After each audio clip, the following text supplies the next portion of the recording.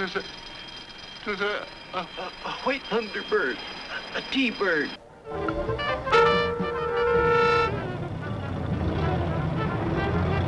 We have a foolproof setup here. The way we work, there's not a chance of anyone getting caught. And if you are interested... I'm interested. These are today's terrorists. The 1 year out of high school gang with no place to go, but going there fast, with fast women. Gals who get their kicks from offbeat guys. Guys who get their kicks from guns and violence.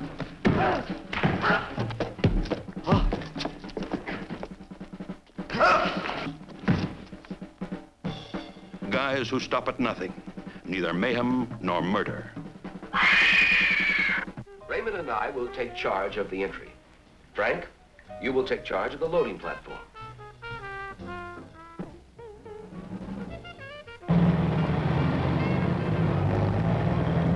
High school kids fighting the law and themselves. Perfect tools of organized crime. Victims of their own distorted wants.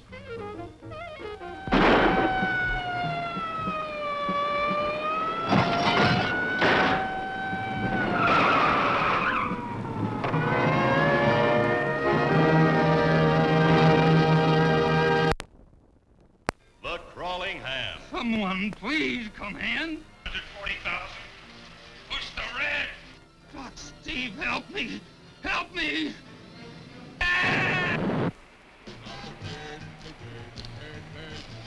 Claude, what does it mean I'm stacked?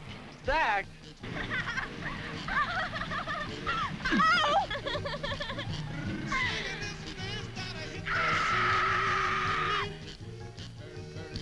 You'll experience a new dimension in motion picture thrills when you see The Crawling Hand.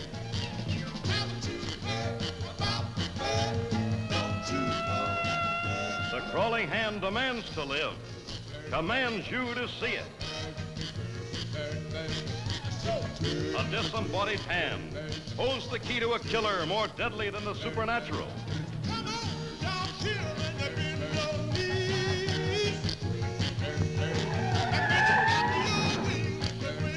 The remains of an astronaut destroyed in space fights for life. A requiem for an astronaut. He's a killer. If he doesn't come over here quietly and put that bottle down, I'll have to shoot him. But he's just a kid!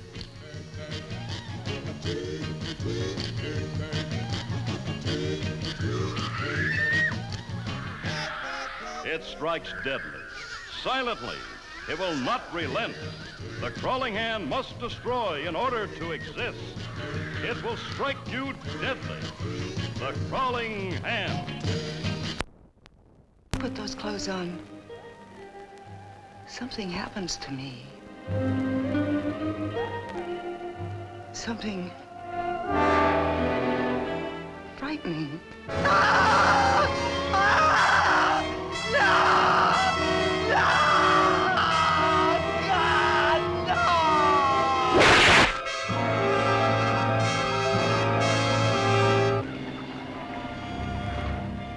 From the loneliness and simplicity of an isolated farm to the sophisticated elegance of a country estate, Strait-Jacket mounts to a crescendo of electrifying suspense. Sinister. Frightening. Bill! Bill! Don't you go in that room! Joan Crawford in a shattering screen portrayal. A frantic woman pressured by strait-jacket tension. Leave me alone! You let go of me! Listen to me! Just call me Lucy. I wouldn't like my little girl to think I was trying to take her fellow away from her. Carol and Michael are going to be married! And nobody's gonna stop it! Ingeniously designed to shock and startle, Strait-Jacket may go beyond the limits of your ability to endure suspense. Mother! He's gone. Oh, my God! The author of the famed novel Psycho, the director of the widely acclaimed chiller Homicidal, the co-star of Whatever Happened to Baby Jane, join forces to create a frightening classic of shock and suspense.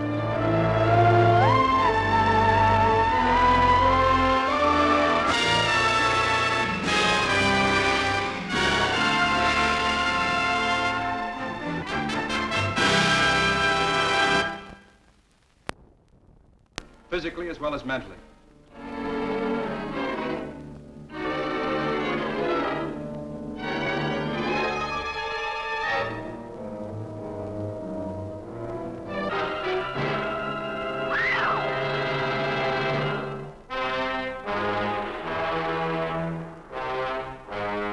Only one scientist dared investigate the incredible phenomenon. How a pet dog reverted to an antediluvian wolf. Look at those teeth. That dog is a throwback. How a simple dragonfly had become a winged monster of a species extinct for millions of years. Now, before your very eyes, see a man revert to a half-human anthropoid from the dawn of creation. A monster leaving behind a trail of death and destruction. Oh, it's impossible. Nobody's got a footprint like that. I'll rest when I find the killer. That's not your responsibility. That belongs to the police. Madeline, I know what I'm doing. Even he did not suspect the incredible truth. Neither did the police, nor the girl coming to keep a lover's rendezvous.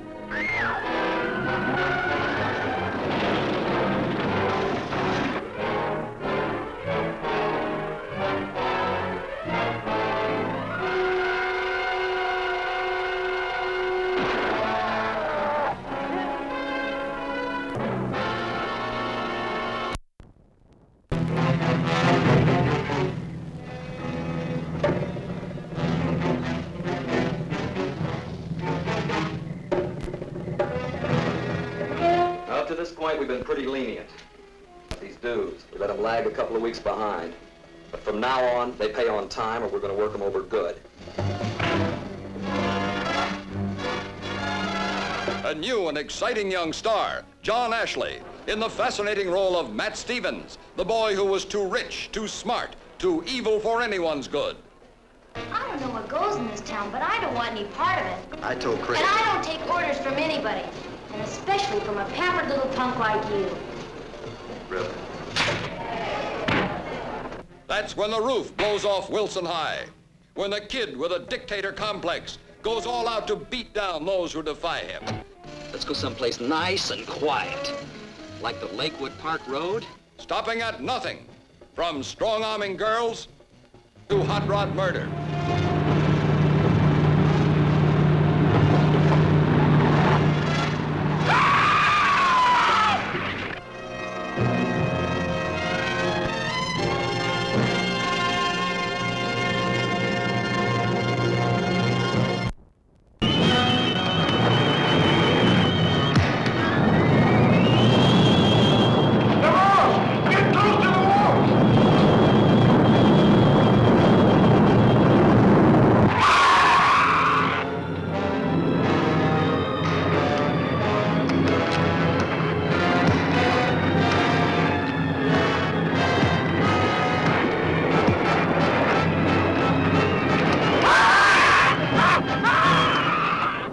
Isolated Pacific island, the Navy lands a party of daring scientists to solve the mysterious disappearance of an entire atomic research team. Strange horror strikes first at the plane that brought them.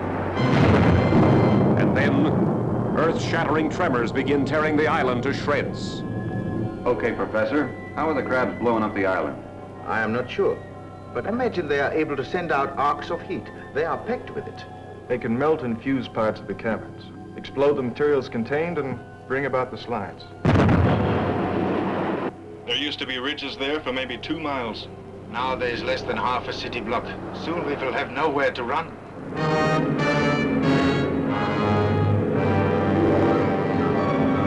Fathoms deep among the terrors of the mighty Pacific, daring skin divers brave undersea perils that stagger the imagination.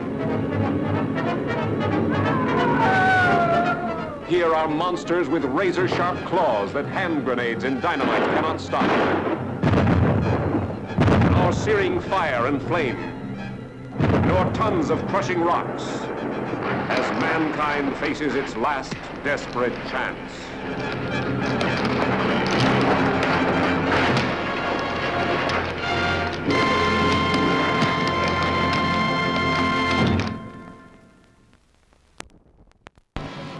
How much shock can you take?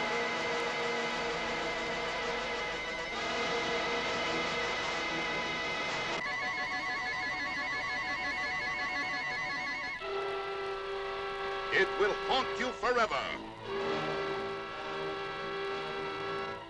From the depths of evil comes a diabolic killer of beautiful women. The Vampires Coffin. See a vampire's body stolen from its tomb. A psycho killer removes the stake so the vampire can again prey on beautiful women.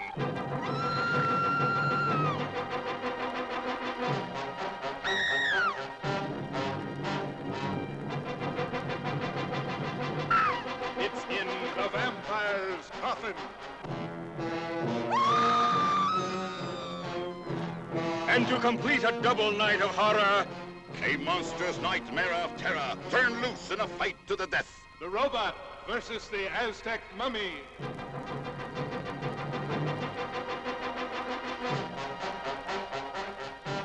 They will bring you a night of terror.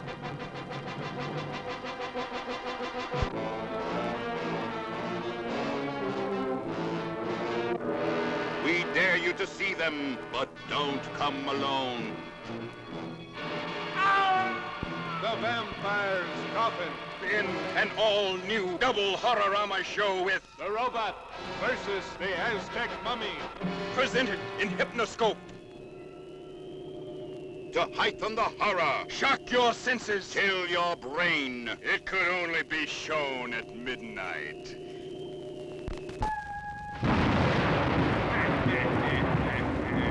You will enter the world of the fifth dimension.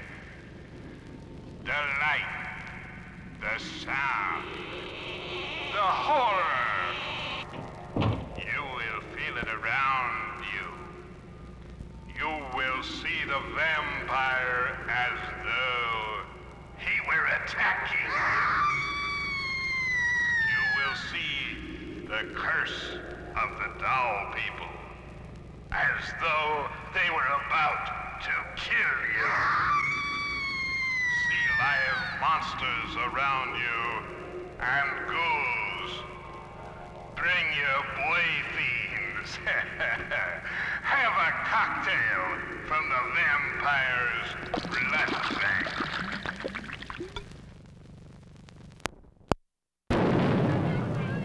Godzilla, king of the monsters, alive, surging up from the depths of the sea on a tidal wave of terror to wreak vengeance on mankind. Godzilla, king of the monsters, it's alive. A gigantic beast, stalking the earth, crushing all before it. In a cyclonic cavalcade of electrifying horror.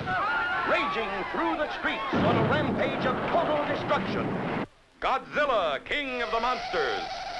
Incredible titan of terror.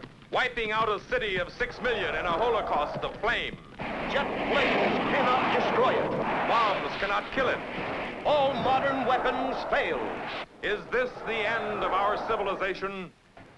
Can the scientists of the world find a way to stop this creature? For the answer, see Godzilla, king of the monsters. You may wish to deny it, but your eyes tell you it's true. A tale to stun the mind. More fantastic than any ever written by Jules Verne. More terrifying than any ever shown on the screen. Awesome. Incredible. Unbelievable. A story beyond your wildest dreams. Dynamic violence. Savage action. Spectacular thrills. Godzilla, king of the monsters. Fantastic beyond comprehension. Gripping beyond compare. Astounding beyond belief. The mightiest monster of them all.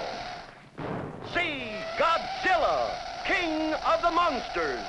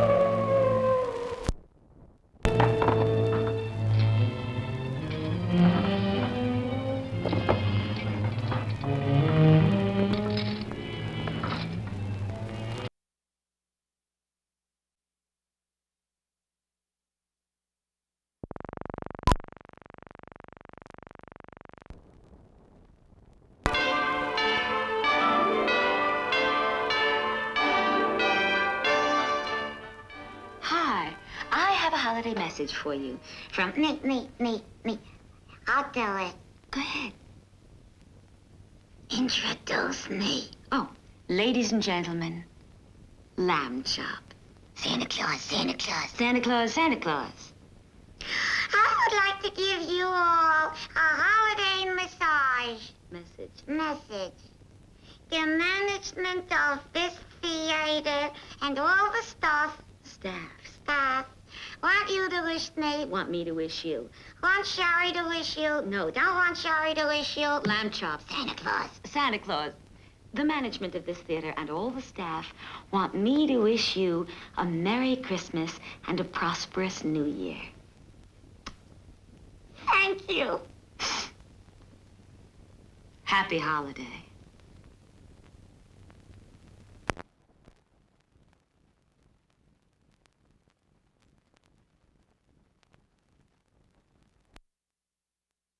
Hey, kids, how would you like to hear this on the screen instead of the great show you came to see? That's what you sound like. Honest. Please cooperate and do your part in keeping this theater quiet so everyone, including you, can enjoy it. Now remember, lots of adults and kids, too, paid admission to enjoy the show. We must insist on absolute quiet. Otherwise, we will be forced to evict all disturbance makers from the theater.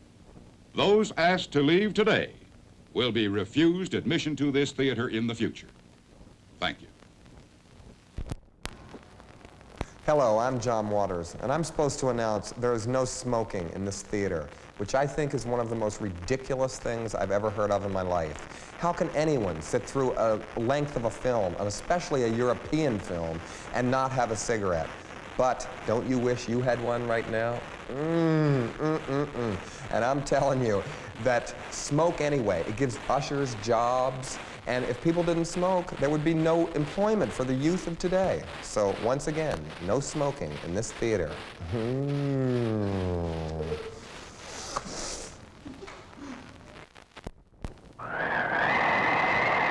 Hi, I'm Chili Dilly, the personality pickle.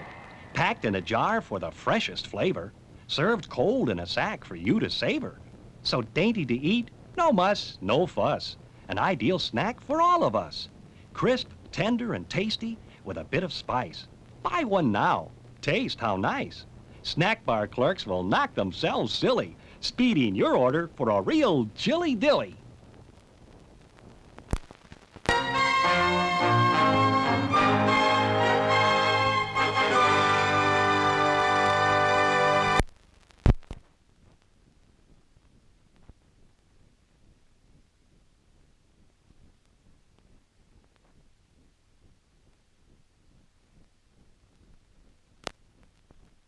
And now, intermission.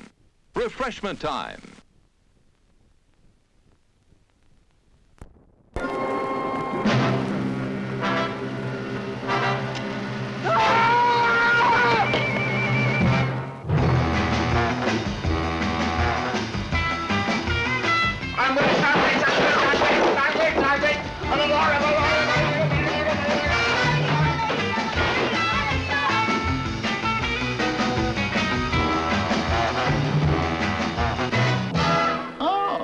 Hi there.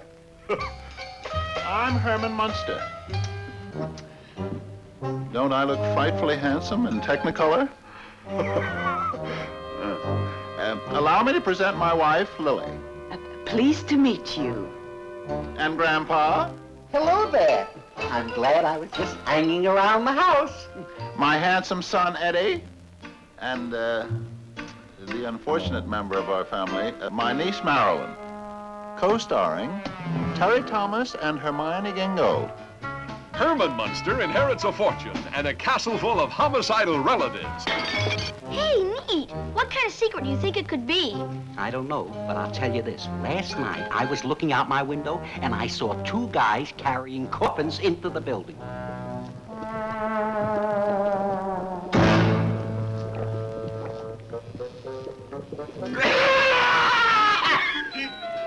Oh, quiet, Father.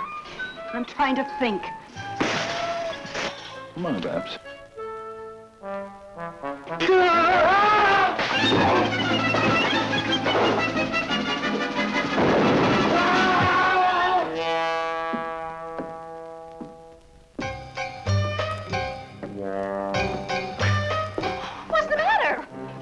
This is the secret of Munster Hall. Call the police. Right. Get the FBI. Will do. Call Scotland Yard. Right now. Phone Batman. I got it. The car 54, where are you? See Herman Munster in his Dracula challenge some of the world's fastest cars in history's weirdest race.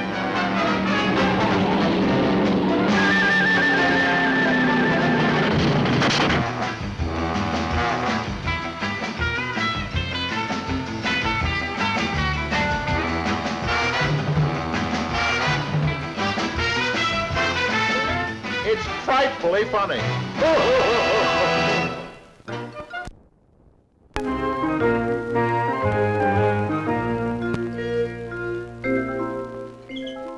How do you do? My name is Alfred Hitchcock, and I would like to tell you about my forthcoming lecture. It is about the birds and their age-long relationship with man. It will be seen in theaters like this across the country. In my lecture, I hope to make you all aware of our good friends, the birds. Theirs is a noble history, and through it all, man has played a conspicuous part. This cave drawing is one of man's earliest sketches of his feathered friend. One can see at once the loving care with which the artist depicted his subject. The story of man and his friends, the birds, is filled with many fine examples of ways in which these noble creatures have added to the beauty of the world.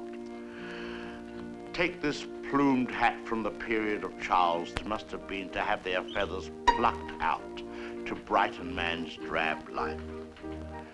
Here we have a later model, a refinement of the first.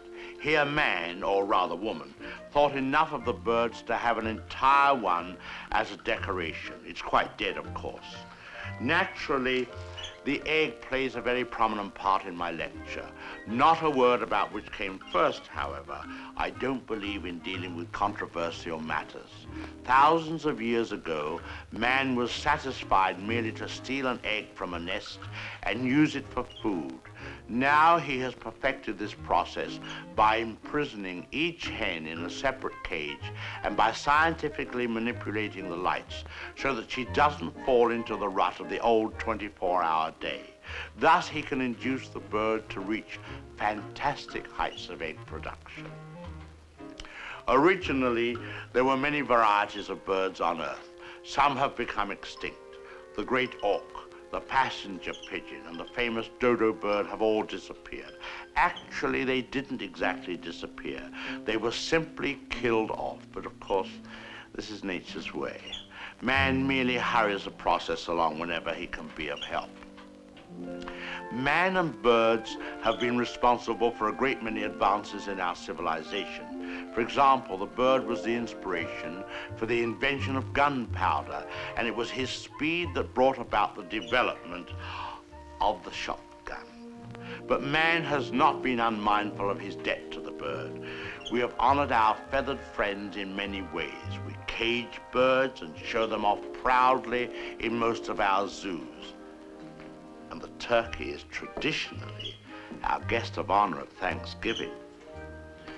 I suspect you never realized that if it weren't for birds, even some of our pastimes would suffer noticeably. Duck hunting, for example. Granted, bagging a fellow hunter can be diverting, but the supply is rather limited. I hope you don't mind if I have something to eat, but I'm rushed today. Planning the lecture has been most educational for me. I've begun to feel very close to the birds and have developed a real sympathy for our little... What was I saying? Oh yes, I've come to feel very close to the birds and have come to realize how they feel when... I don't think I'll eat just now. Hardly proper with all of you here. Surely the birds appreciate all we've done for them. Don't you? Beautiful cage, fresh water, no other birds to bother you, none of that blinding sunlight. Oh! Now, why would he do that? Most peculiar. What on earth?